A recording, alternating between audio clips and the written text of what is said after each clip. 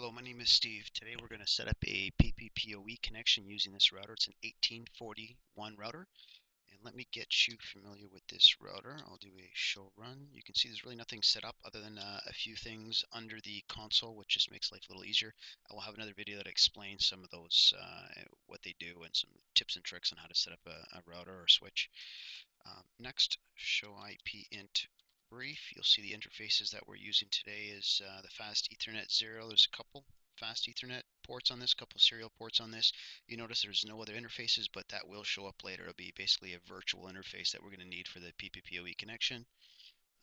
Let me do a show IP route just to show there's really nothing being routed. There's nothing on this router. So now first thing we're going to do is get into configuration mode. Second, we need to create that dialer interface. So to do that, we do interface dialer, and now you can select the number from 0 to 1199. We'll just pick 1. In that interface, we have to select an IP address. So let's do that. Now you can see normally you would think DHCP for a dynamic IP. However, with PPP connections, we need to use negotiated. So we're going to use negotiated. Now with negotiated, it will not give you a default gateway. So there is another command that we have to use, or you can use a static route, but we're going to use the PPP command for the default gateway. So next we want to create the encapsulation. We got to pick what encapsulation type that we're using. And I'll show you what options we do have. Typically it would be either frame relay or HDLC. We're going to use, of course, PPP today. Now, since we're using PPP, we need to set up the authentication. And the service provider that I'm using uses PAP, basically, which is clear text. Yours may use CHAP, which is basically a hash of the password. If that's the case, you would use CHAP, but today we're going to use PAP for this demonstration just because that's what my ISP. So yes, it is clear text that we're going to be sending through. Next, you'll see that if you leave it by default and hit enter here, it'll do like a bidirectional, which means that even though it's clear text, it will try to authenticate with your ISP, then the ISP will try to authenticate back. Now, that's not how I'll be doing it here. My ISP only requires that I authenticate with them, and that's it. So in that case, we'll have to use calling. Next, we want to set up, of course, the username and the password.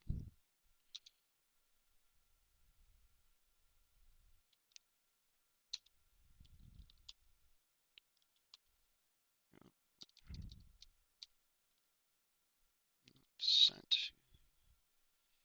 And for username, we will use my B1 ID, which happens to be a Bell internet connection.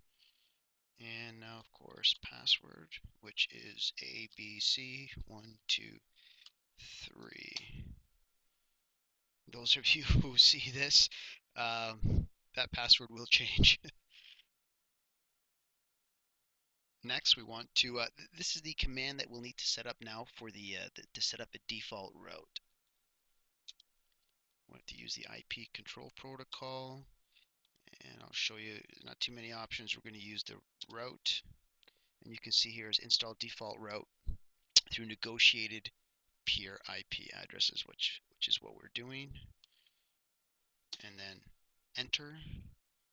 I think we're good there. Now, we do have to enter one more thing, which is the dialer pool. This is basically what ties in this virtual interface or this PPP profile to an actual Ethernet right here, this Ethernet interface. Right now, we're just building this virtual profile in here. We have to tie it in to this actual physical interface. So, and to do that, we actually have to create, basically, it's like a profile name, essentially, is what it is. Dialer. And it will be pool. And you can pick anything from 1 to 255. This number does not have to be the same as what we use for the interface number. We can just use our number. We'll use 10. Now this number will have to match what we set up in the Ethernet interface, so we will have to remember that number. So next we'll do a no shut, and we'll exit out of that interface, and now we have to actually go into the fast Ethernet interface, /0, enter. No IP address, because our address will be associated with our virtual, that PPP interface that we just created, so we do not want one on this interface. It's basically just an interface that we're using to create the PPPoE connection. This is basically, this is going to forward it wraps the PPP in the Ethernet frame and sends it out this port, so we don't need any IP address here. And of course, we have to enable it for PPPoE.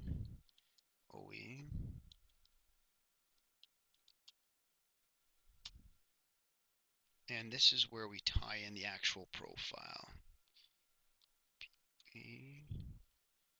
As you can see, dash client, oops, dialer pool number, and this is where we would use 10 to match. So 10, enter, and no shut to enable the port. And that really should be it. Ethernet, we're up on Ethernet, so let's back right out and do a show IP. Here we go. It's actually coming up right now, which is perfect. So let's do a show IP int brief. There we go. Look at that. Our dialer interface is up and up. We got our IP address, our public IP address. Everything is working perfect. Let's do a show IP route. There we go. Our default route set to go out. Perfect. So let's try it out. Let's do a ping. Look at that. And that's how you set up a PPPoE connection with a Cisco router. Now, you can ping out. Just keep in mind, NAT is not set up. So as for this PC, if you want to get on the internet, he wouldn't have much luck. You would need to create a NAT setup in this router in order for him to actually get out onto the internet, and then it would come back, of course. So look for that in another video on how to set up NAT using a dialer interface like we set up for a PPPoE connection.